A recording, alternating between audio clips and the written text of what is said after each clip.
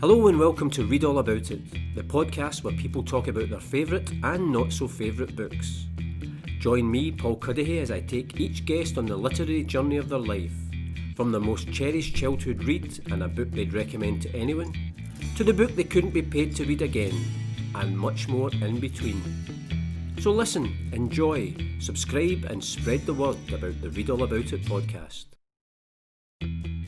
Hello and welcome to the latest episode of the Read All About It podcast, and I'm delighted to be joined this time by the writer Laura Marney. Laura is the author of 5 novels as well as numerous short stories and plays. She studied for a degree in business administration at University in Glasgow before taking up a post as a medical sales rep. She returned to education and graduated from the prestigious master's course in creative writing at the University of Glasgow, and she was later to become a tutor on that same course for many years. Now, not only has Laura written 5 novels, but I think it's fair to say that she would also win any prize for the best book titles. Who wouldn't want to read No Wonder I Take a Drink, Nobody Loves a Ginger Baby, or Only Strange People Go to Church, as just 3 examples? Thanks for joining us on the podcast. It's really good to talk to you. Thanks for having me.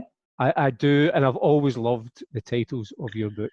Well, I always try to be a wee bit cheeky and a wee bit funny with the titles, and just to have a title that make people think, oh, I don't know if I agree with that, and maybe want to look into it a bit further. It's a marketing ploy. But I suppose it's the same, that way that people always judge a book by its cover, and then when you think of when books are in bookshops, obviously the cover has to stand out, but then people will pick up those books because, as I say, when the first time I ever saw your book, Nobody Loves a Ginger Baby, it made me laugh, and you immediately want to know more about that book.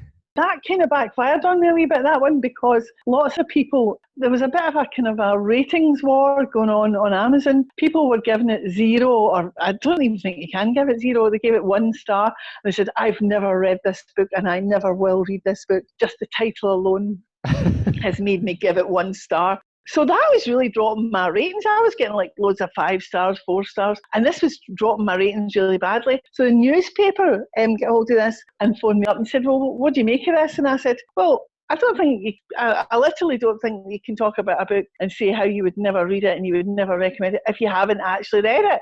And it's not anything against red hair people. If anything, it's a celebration of red hair. And I said to the guy, look, I've got red hair, my daughter's got red hair, even my dogs get red hair. And he goes, well, we have to get a photograph of that. So they came and they took a photograph of me and my daughter and my wee red dog. I mean, that is... But it has backfired. Loads of people have said, I would never buy that book because it's racist against redheads. No, it isn't. It really isn't. It is a provocative title, but it isn't against redheads at all. And then sometimes it works the opposite way. At book signings, usually women will come up and they'll say, I'm buying this one for my friend Carol. And then they'll giggle and go, she's got red hair. So I just giggle along as well.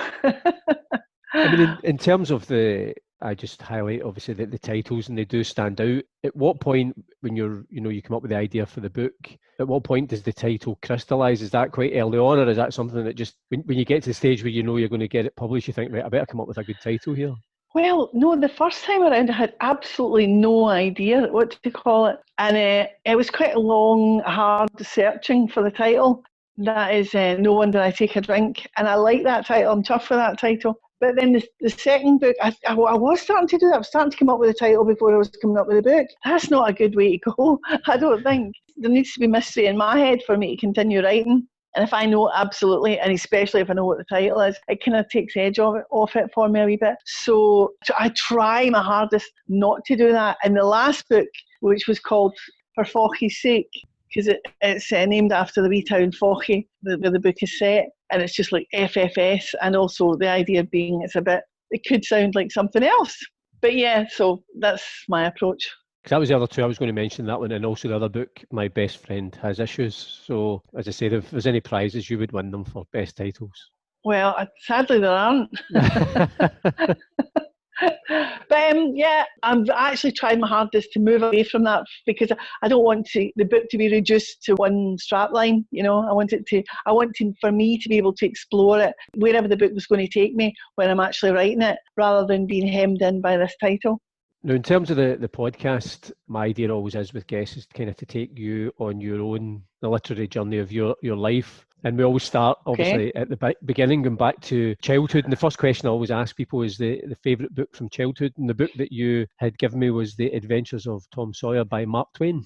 That was a huge book in my life. I loved it. It was a great book. It was a great story. It was dead fun. It was exciting. He was a great character. There were all great characters in it. But the thing that really sealed it for me was, I can't remember how old I was. I'd be somewhere between 7 and 10. I'm not entirely sure. And the teacher asked everyone to bring in their favourite book and read from it. I brought in Tom Sawyer, and I decided to read a scene in it where Tom tries to kiss his girlfriend Becky. And for 7-year-olds, this is the most shocking, delicious thing on earth. So the whole class, all the girls were giggling and screaming, and all the boys were squirming in their seats. Boys of that age are disgusted with the idea of kissing, and girls are really quite excited about it. So the atmosphere in the room was electric, and I just thought, wow, just by reading out a couple of scenes from a book, you can have this effect on people. Like, how to win friends and influence people. So I thought that for me early on was, maybe I should do this. Maybe I should stand up and read out to people and have this kind of reaction from them. It's a great book. I've read it. I've read it in Spanish, which was not easy. And I've seen every film version of it. It's a great story.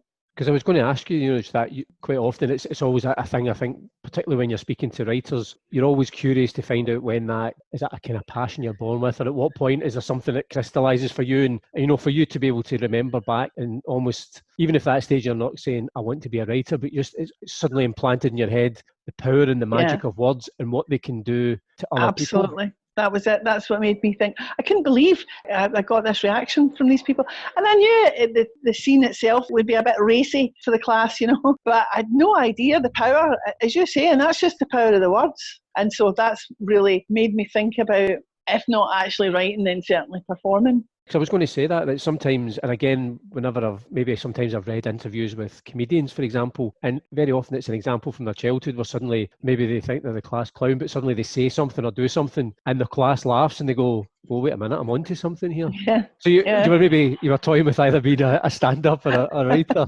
Oh, I could never be a stand-up. I'm too scared to be a stand-up.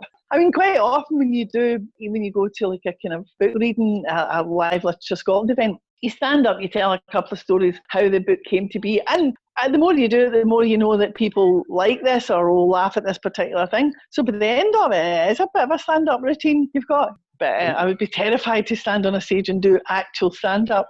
Do you like the whole aspect of the public performance of your work?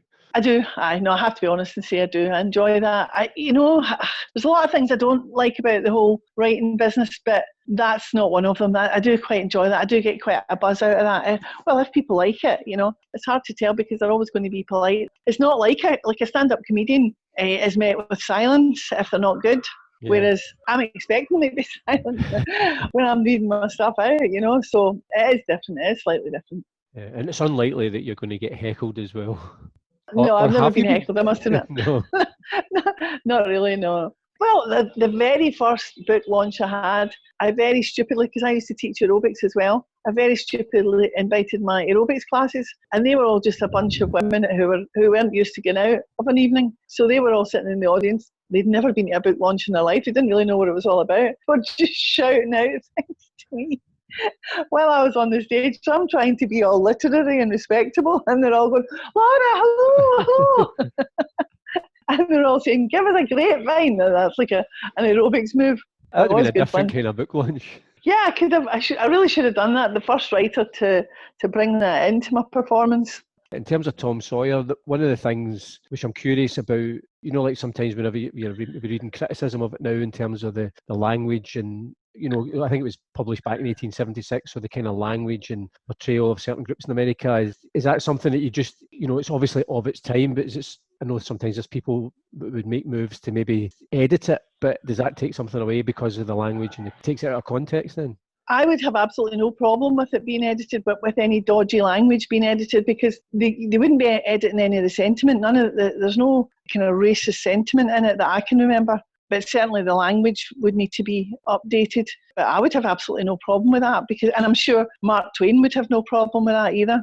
For all we know, he might still be alive. Reports of his death could still well be greatly exaggerated. If I take you on from your favourite book from childhood, and then we just take a step forward into kind of more formative student teenage years, and the book that you've chosen for that is The Handmaid's Tale by Margaret Atwood. I mean, I know people might think that's a bit of a cheesy choice because it's been all over the telly and they've had all those series. I thought the first series was really good and I thought the second series was quite good, but then I kind of lost interest in it after that. But the actual, original text, the original manuscript, is a tremendous piece of art, a tremendous piece of speculative fiction, rather than sci-fi. But I mean, it's a really tremendously informed piece of speculation. I just think it's a fantastic book. I think it will always be a fantastic book. I had the honour of meeting Margaret Atwood and having lunch with her, a group of us from the university, and I got her to sign my copy and I had a good chat with her about it. I've always been really excited by that book, and until recently I used to teach it. I was always finding new things in it, new wonderful things in it, the poetry in it, everything about it. It's just a fantastic book. It should be required reading. It really should be. One of the things that when I was just doing a wee bit of research ahead of this podcast, and I found this quote from Margaret Atwood, and it's actually in relation to the book. It's quite a scary quote, I think, because she's quoted as saying, "I didn't put in anything that we hadn't already done, as in society to women. We're not already doing, or we're not seriously trying to do." And when you read that and you think, and she's writing that back in 1985, then you fast forward now and you think, again, particularly what's maybe happening in some of the states in America and some of the laws are trying to bring in, it's quite scary. And it wasn't like a pure work of her imagination. She saw these things were happening.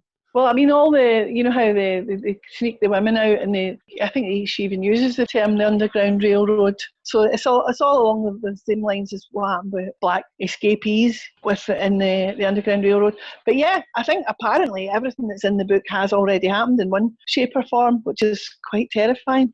Obviously, it's come back into the public consciousness because of the TV series, as you say, but also the fact that the Testaments, the sequel, ended up being the joint Booker Prize winner. How do the two books compare in your eyes? I thought it was a bit of a pot boiler, if I'm honest. I mean, I hate to say that because I love Margaret Atwood, I really do. But I think it was maybe written a bit too quickly, and no, I didn't think it was a worthy companion. But I do think that she should have won the Booker Prize a long time ago, so I have no problem with her winning the prize. But the book, I didn't think it was very good. I didn't think it was a match. Because sometimes I'd imagine, for any author that writes a book of that magnitude, i.e. The Handmaid's Tale, I suppose in one hand there's maybe the temptation either from them or the pressure from the publishers to write a sequel because there's an audience, but that pressure from the writer's point of view, because as you say, if something is set such a high standard and a high benchmark, how do you match them? I mean, Hilary Mantel's books, I suppose, certainly the first two, she hit the bar with both of them. So I mean, she was writing that when she was a younger woman. I mean, I think she said she had it all planned very quickly, and I think she wrote it quite quickly as well. So she was a young woman. She was burning with passion. She's a much older woman. She's a much more experienced and wiser woman. Obviously, it's going to be two different perspectives. And the second one, as I say, it didn't have the impact with me that The Handmaid's Tale did. I mean, in terms, you mentioned the fact that you had the opportunity to meet her and spend some time and have a chat with her. And is there a kind of sense of you kind of, I don't know if awestruck's the right word, but you're just thinking, having read this book and admired it and her writing, and then you get the chance through your work to be able to actually sit down and chat to her, one writer to another. That must have been a great experience. Yeah, well, she's quite a scary lady because she's so clever. And that does happen to me. I do get kind of starstruck and I just do get struck dumb. I've met loads of big names, people that I hugely admire. And it's not always a good idea to meet the people that you admire because you kind of go off them sometimes. But certainly not in that case, not in any way. If anything, she was quite open and quite friendly and quite chatty. But she doesn't suffer fools, so you have to be careful what you say to her.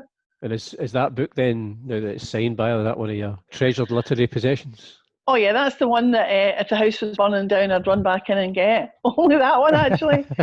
Even before any of your own books? leave my own ones. Because I suppose it's nice, and again, I'm guessing that people that have, when they come to your book signings or, they get the chance to meet you, it's that idea of, the relationship you have as a reader with the author is on the page, but then when you actually can make that a real live thing, and again, when readers are meeting you, it must be nice for them to then chat to the person that's put these words on the page that they've enjoyed.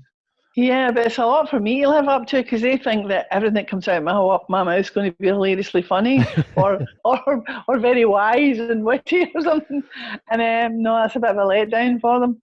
And I take you on to the next question, and again, this is one that I think sometimes people have difficulty with, only because when I say tell me a book that you would recommend to anyone, it's difficult to choose just one book. So you gave me three, and then you said three of many, and the first of those was Room by Emma Donoghue. I would recommend that to anyone because I actually read that as because I kind of had to read it for a class book, and I literally couldn't turn the pages quick enough. My finger was just a blur. It was so exciting. But it's a really literary book.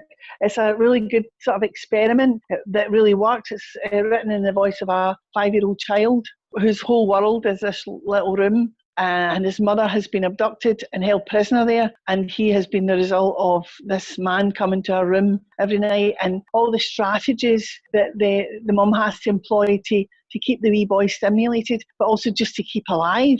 And it's fascinating. It's a fascinating read. But also it's a kind of read. It's not a girly book. It's not a man's book.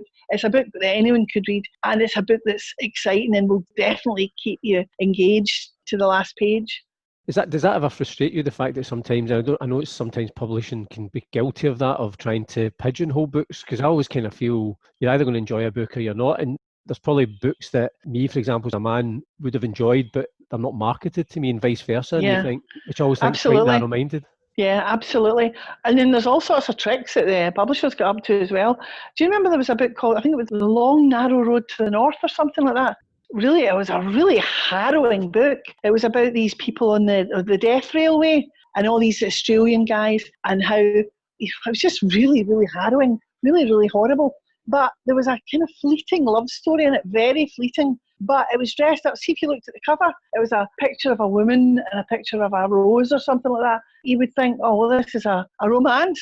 This is a book that women can read, I mean, of course, anyone can read it, but really that was a kind of man's war book. So that's how as I would imagine, if I was a publisher, that's what I would do. I would put little pink things on the cover. Because it's women that read, the 70 or 80% of readers are women. I always remember one of the best examples my dad ever gave me in terms of just read anything is that I remember bumping into him on the train coming home from work one day, and he was coming home from work, and as I'm walking along the carriageway, I saw him up ahead sitting reading the Women's Weekly that he'd bought from my mum. Quite the thing, and I thought, I didn't think at the time, I went and sat somewhere else, but afterwards I thought that's quite good that he's just showing, just read what you want, read anything. Yeah, that's a real man. He's not scared. It's really cute. Actually, it's a lovely story. You mentioned in terms of Room, and then you'd also mentioned earlier on, I think, another book where you were teaching it. Is that when you're teaching, are you giving scope to choose whatever literature you want, or is it within certain confines? No, I usually try and pick books that if the students are reading these books not for pleasure, they're reading them to learn from them and to learn whatever devices are used in the books and how well this comes across. And I mean, it's a tremendous learning tool. But for me, it's great for me because, the students are always really smart, so they're always picking up things that I might not have noticed before, and that just enhances my reading of it, and then I can pass that on to the next group sort of thing, I mean, you go to uni to learn, and that's as much the lectures as the students, And does that change how you read as well? Because you're maybe then, when you're reading a book, you're looking at what's how it's constructed and what's happening within it, rather than just reading it, the way I would just pick up a book and just read the narrative.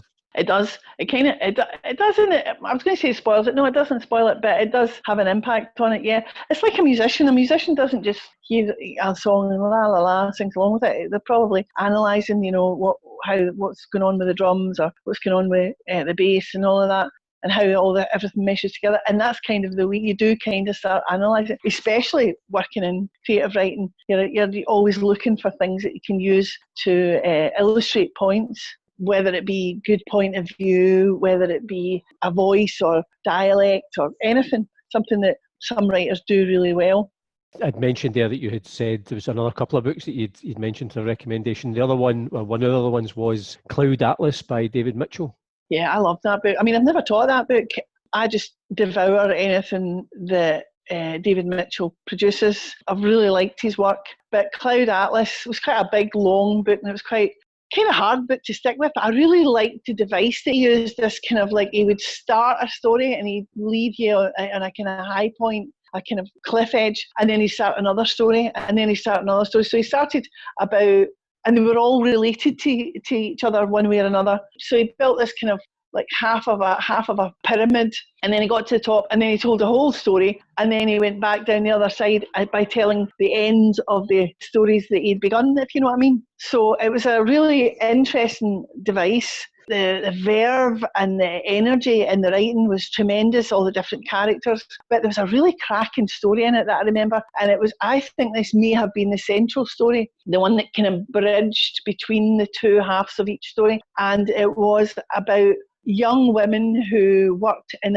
some sort of an oriental version of McDonald's, and they earned so many badges until they went to, you know, whatever word they used for it, but they would be going off to heaven. They'd work hard and get these badges, and then they'd go off to heaven. But in fact, what happened was they were kind of humanoid robots, and they basically just get melted down again and remade as new human robots, sort of thing.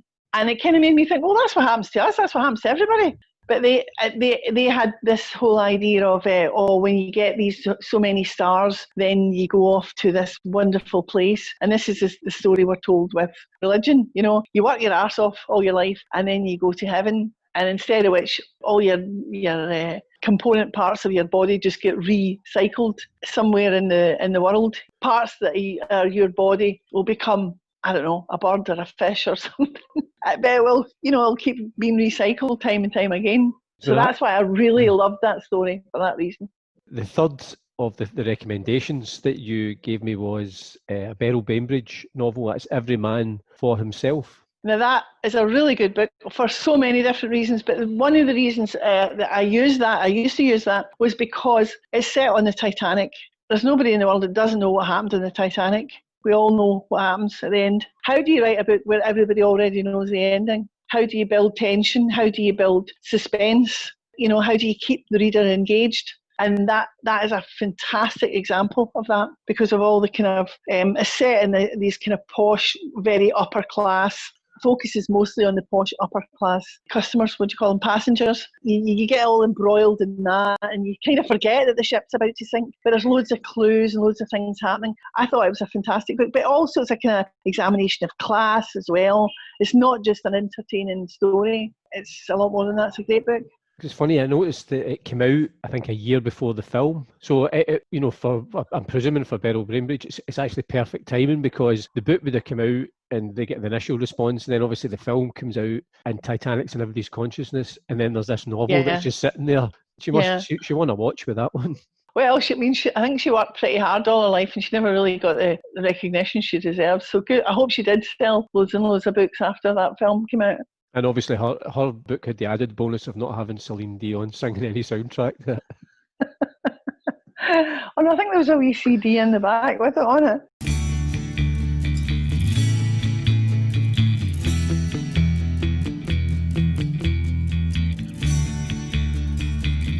You're listening to the Read All About It podcast with me, Paul Cuddihy, and my guest, the writer Laura Marney. And Laura, we've jumped from several books that you would recommend to anyone to that $1 million question, the book that you couldn't be paid to read again. And the book that you've chosen is The Woman in the Window by A.J. Finn.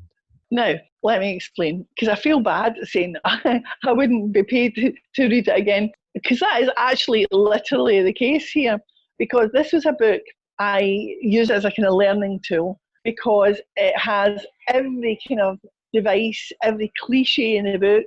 It's got the dark, spooky house, it's got the creaky doorknob, you name it, it's got it all. If that's the kind of thriller ride you're looking for, I would say it works. I mean, sold a lot of books, a hell of a lot of books, but it's so cliche-ridden that you feel that the guy's just quite cynical. He's just thought, I'll just use that, and I'll use that, and I'll use that. And he's just somehow just thrown it all together. It's a kind of cynical exploitation of the genre. And also, I didn't really enjoy it. It's not my kind of book. But as I say, I read it to read with the students in terms of what all these... Because you can learn a lot from a book that you don't like. You can say, well, what is it I don't like about it? And in this case, it is all these kind of signposted cliches. You'll even have people going, no, journal and things like that, you know. The students complained bitterly. They hated it.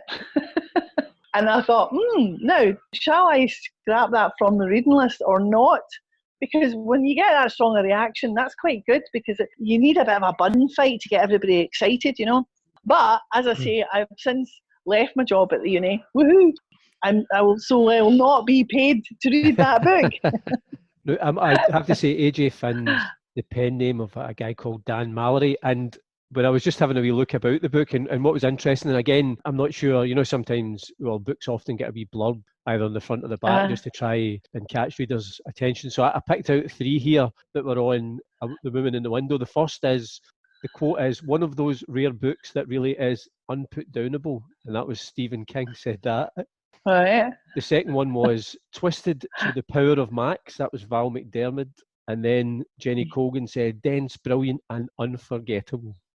So there you are. Well, who am I to argue with those titans? No, they're actually right. They're actually right. It really is a page turner, because you're thinking, oh, what scary, creepy thing's going to happen next? But no, not for me. Not my kind of book. Because it's funny, like, you know, that sometimes, and I think it was, as you mentioned, it was a bestseller. It was in various bestseller lists. And I remember having a conversation in a previous podcast with someone that was talking about the Da Vinci Code. And that's the classic example of it's a page turner, it's a thriller. But actually, when you read it, it always strikes me, and it struck me when I read it, I thought, it'd been quite good if somebody could actually have read that and edited it first, because it would still been a thriller. But there was just like so many things that you thought, if you're starting off, or as you say, when you're teaching people, you would be putting red lines through all the things that end up in this bestseller. Yeah, but so many people love that book. Well, I'm not sure if I will ever go to The Woman in the Window. I think I'm more likely to take that your thumbs down than Stephen King's thumbs up. See, there's a perfect example. Now, I'm not saying this to annoy Stephen King, because I don't think he gives a damn what I've got to say about it. But I think Stephen King is brilliant at stories. He's really, really, really, really good at stories. All the films are great, but a lot of the writing, there's not the characterization there. There's not the depth of characterization for me, anyway. That's why I don't really rate Stephen King, although I do think he's an amazing storyteller. If someone was to say to me, would you rather read a Stephen King book or watch a Stephen King movie, I'd always go for the movie, because they're better done. They're books that are written to be made into movies. Did you ever read his book, you know, Stephen King on Writing? Oh, I thought that was great. I thought that was a great book. That was a really good book. But that's because that's just him. That's just the guy just writing. You know, he's just telling it how it is. Because I also like the context of that book, where he started writing, and then obviously that terrible road accident where he knocked him down and nearly killed him, and then that's his it's almost like part of his rehabilitation that he went back and he was writing the book. It was absolutely fascinating, just about him as well as the way he works and the way he writes. Yeah. Well, we'll recommend Stephen King on Writing, and we'll just leave The Woman in the Window by AJ Finn for all those students that will probably be cursing you from now until eternity. I mean, in terms of, you just mentioned that, you know, you're not at the university anymore, and I take it, you know, you were there for quite a while, and it must have been something you did enjoy, just that, you know, that whole teaching aspect of, you know, as well as writing yourself, of just then get into the whole nitty gritty, and then maybe just seeing some burgeoning talent that was coming through that course. Absolutely. Yeah. I mean, that's a fantastic thing about that course, is that community of writers. I mean, when you're a writer, it's quite a lonely old job, sitting in your lonesome, churning out a couple of 1,000 words a day, you know. Whereas when you've got that community of writers, there's always new ideas coming in. There's always people, as you say, hugely talented students coming in. It's just a great, you know, nobody feels weird. Everyone feels accepted as a writer, sort of thing, you know. No, it's a really, really good environment for that. And I would say I probably do miss that aspect of it, is the community aspect. And, you know, because other writers know what you're talking about. Is there also that element of, I wonder, you know, whenever you've students that have come through your course and you've kind of mentored them, whether it's a year, 2 years, 5 years down the line, then you see them and they're published and they're starting to develop their own career, and is there a sense of pride in, you know, even having a wee bit to do with that journey? Absolutely, of course. I mean, the younger students, you see enormous talent, and it might take them 10, 15 years before they actually, you know, get to the stage where they've got something to publish, but you know that they've got huge talent. If that's the way they want to go, they're going to make it. It's a lovely part of the job. It's been an absolute privilege for me. But now, obviously, now I suppose it gives you more time to concentrate on your own writing, because I'm guessing teaching such a demand on your time, because especially that kind of work where there's a lot of intensive. It wasn't. There's a lot of reading, yeah, and sometimes students will just come in and go, "Oh, here's something I knocked out over the weekend," and they'll go, "Woof." And it's like, 40,000 words or more or something. So yeah, that does take up time. But to be honest, I was never an academic. I was never a full-time. I was never really interested in becoming part of the university machine. So I went there and I worked part-time. And then I took a step back and worked even more part-time. In fact, and so there for fewer hours. So that suited me perfectly. But at the moment, what I'm doing is my own projects, I'm learning a language. I'm working on a new business project. I'm doing my own writing. I'm very happy to just be doing my own thing. We're on to the last question in the podcast, and that is always the last book you read, or the book that you're currently reading, and the book that you've chosen is An American Marriage by Tayari Jones. To be honest with you, I'm not reading as much as I would normally read because I've been studying Spanish and I've been reading in Spanish, so I've hardly been reading in English at all. But I did read that book, and to be honest, the title didn't inspire me. I thought American Marriage, this sounds really domestic, and well, anything with the title American doesn't really appeal to me straight off. But I have to say it was a great book. It's a story about contemporary American life for white people and black people. It's a story about race and a story about fathers, but more than anything, it's like kind of test of loyalty in marriage. I'll tell you a wee bit about it. It's a young couple, a young black couple, get married. The guy's a bit of a player, he's had a wee affair here and there. And they've only been married a year, and they have a bit of a fallout. So they end up in this motel. And while the wife is having a bit of a rant, the guy goes to get some ice. You know how, like in America, they all go to the soda machine. So he goes to the soda machine. He helps a lady. There's a lady there and she can't carry her ice bucket or whatever. So he helps this lady. And then that night, she accuses him of raping her. And he goes to prison for 12 years. And then it's everything that happens after that. How does his wife cope with that? How does his family cope with that? Does she wait 12 years for him to come back, or what? It's really an interesting book about modern race relations in America, and it's very apposite, is that the right word? Yeah, very apt for what's going on just now. I don't know when it came out. I think it just came out in 2018. Because apparently it was on Barack Obama, I think, publishes a summer reading list every year. It became a thing when he was president, and he's kept it going, obviously, since he was out of office. And that summer, that was a book that was on his reading list. I think Oprah had recommended it. She's apparently producing a film adaptation of it as well. Oh, I think it'll be a great film. I think it'll be a fantastic film. So it's obviously a big novel. And as you say, particularly given, what's been going on in America over the last 3 or 4 years, it's probably a book that people would want to read or maybe need to read. It's a book that also asks not just white people but black people to think about not so much their prejudices but their expectations and their loyalties. It's really a book about loyalty, class loyalty, race loyalty. Can't recommend it too highly.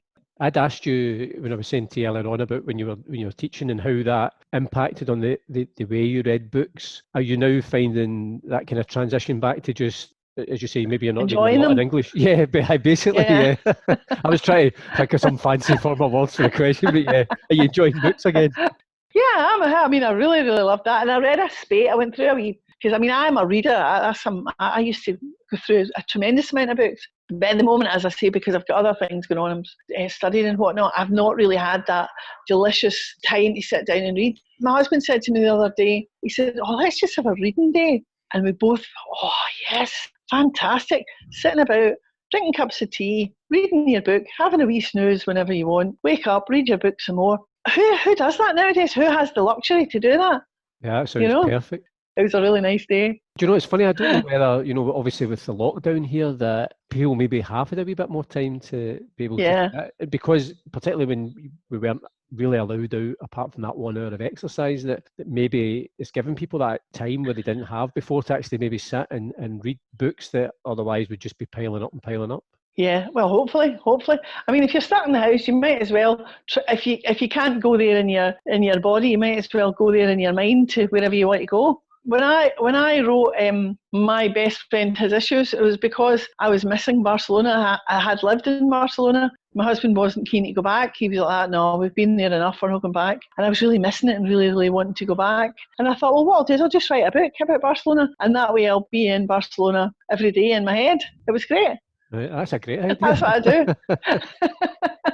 Maybe I should do that, set all my books. In fact, the most recent book that I wrote was set in Tossa de Mar, which is up the coast a wee bit, on the Costa Brava. Beautiful, cute little town. I absolutely love the Costa Brava because of it, because I'm a mad snorkeler. That's my thing, my hobby. And you don't get great snorkeling in Barcelona, but you do up in the Costa Brava. It's fantastic. The water's lovely and warm.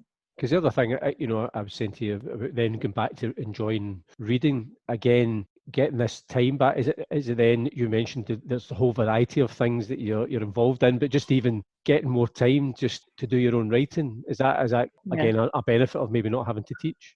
Yeah, it is, absolutely. I mean, now I'm my own boss. I wake up in the morning, I go, right, what am I going to do today? I'm going to do that and that and that, and set my own schedule. It's great.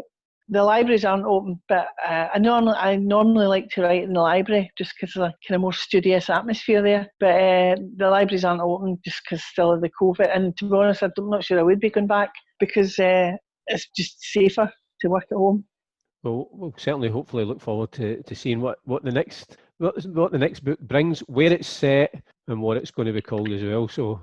It's set in Tossa de Mar, and I don't know what it's called at the moment. I've studiously avoided a title just now. keep us waiting. Well, listen, Laura, it's been really nice talking to you on the podcast. If anybody wants to find out of any of Laura's book choices or the book that she couldn't be paid to read again, you can go to my website, www.paulcuddihy.com. Every guest has their own page, and I just list all the book choices. But as I say, thanks for joining us, Laura. It's been really nice talking to you. Okay, nice to see you too, Paul. Thanks for listening to the Read All About It podcast, and I'd love to hear what you thought about it. You can get in touch via Twitter at ReadAllAbout20, on Instagram at ReadAllAboutItPodcast, or you can send an email to readallaboutit@paulcuddihy.com. If you've enjoyed the podcast, subscribe, leave a review and spread the word. If you haven't enjoyed it, say nothing to anybody. But I do hope you can join me, Paul Cuddihy, next time on the Read All About It podcast. And in the meantime, keep reading.